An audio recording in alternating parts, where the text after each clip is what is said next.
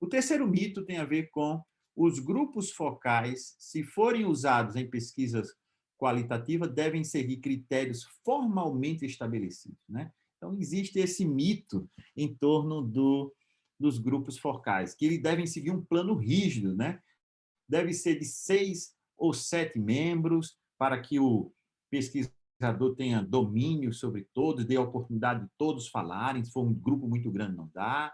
Tem que ser demograficamente homogêneo, ou seja, tudo do mesmo setor, mais ou menos na mesma faixa etária, para que não haja, que dê a oportunidade a todos falarem, etc, etc. Então, e outro mito de seguir esse plano, que o moderador deve falar pouco e seguir o roteiro rigidamente.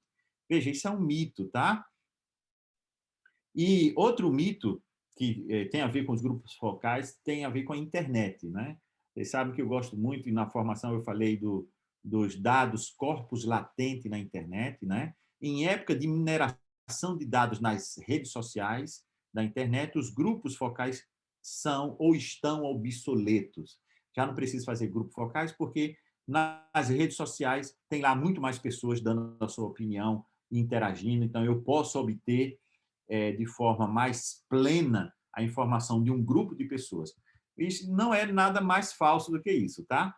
Veja, os grupos focais continuam e continuarão sendo uma estratégia de triangulação de dados. Por que a gente quer falar com várias pessoas ao mesmo tempo, se eu posso falar uma de cada vez, né? Tem vantagens quando a gente faz a chamada entrevista individual. E tem vantagens e desvantagens quando a gente faz grupos focais, tá?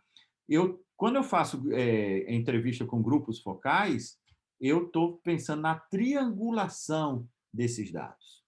É muito importante que o que um diz interfere no que o outro diz, porque eles estão ali sincronamente, né? Seja presencial, seja online, né? Os grupos focais atualmente podem ser feitos, sempre puderam, né?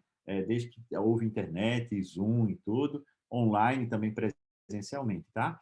E os grupos focais, essa técnica de recolha de dados, que deve ser uma estratégia flexível e valiosa na investigação qualitativa, elas são interativas, ou seja, as pessoas falam entre elas, né?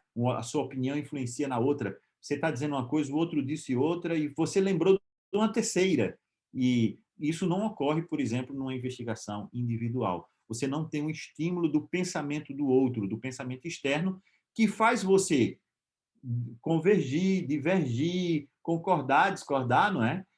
E lembrar coisas extras que você não lembraria se estivesse fazendo uma entrevista individualmente.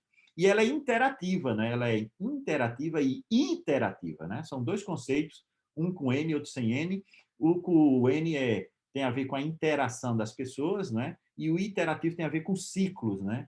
Eu repito e passo a pergunta quando eu estou no terceiro, o quarto já lembrou de outra coisa e tal, e complementa as ideias. Quem já fez grupo focal sabe, e não é fácil ser um moderador no grupo focal. Esse moderador, ele é um mito, achar que ele deve falar pouco. É claro que ele deve interferir, tá? Conduzir a conversa, ele deve dinamizar tudo isso. E ele não é necessariamente a pessoa que fala menos no grupo focal, tá? E sobre a homogeneidade, outro mito, ele não precisa ser homogêneo. Existem vantagens e desvantagens em grupos focais homogêneos e heterogêneos, tá? Homogêneos pode igualar as pessoas, eles se sentem confortáveis, porque todos estão no mesmo nível. Imagine, vou agora exagerar, colocar um grupo focal de médicos, todos médicos, e aí eu coloco um pedreiro, né? E todos falam numa linguagem bem médica e o pedreiro vai falar de construção, né? São coisas importantes também, mas os médicos não vão entender nada de construção e vice-versa, né? Então, existem vantagens e desvantagens. Já no grupo heterogêneo, eu consigo, então, cruzar ideias diferentes de forma interativa e iterativa, né? Cíclicas. Então, os grupos focais não precisam obrigatoriamente ser demograficamente homogêneos, de 6 a 8 pessoas, e a internet, pelo contrário, tem trazido uma possibilidade a mais de tudo isso. Bem, não sei se tem mais alguma pergunta, eu vou partir para o quarto mito, são 7 mitos, né, da investigação qualitativa. Esses mitos são muito importantes porque eles percorrem todo o processo de análise, de recolha de dados, de pesquisa, que pode enviesar o nosso processo de análise. É muito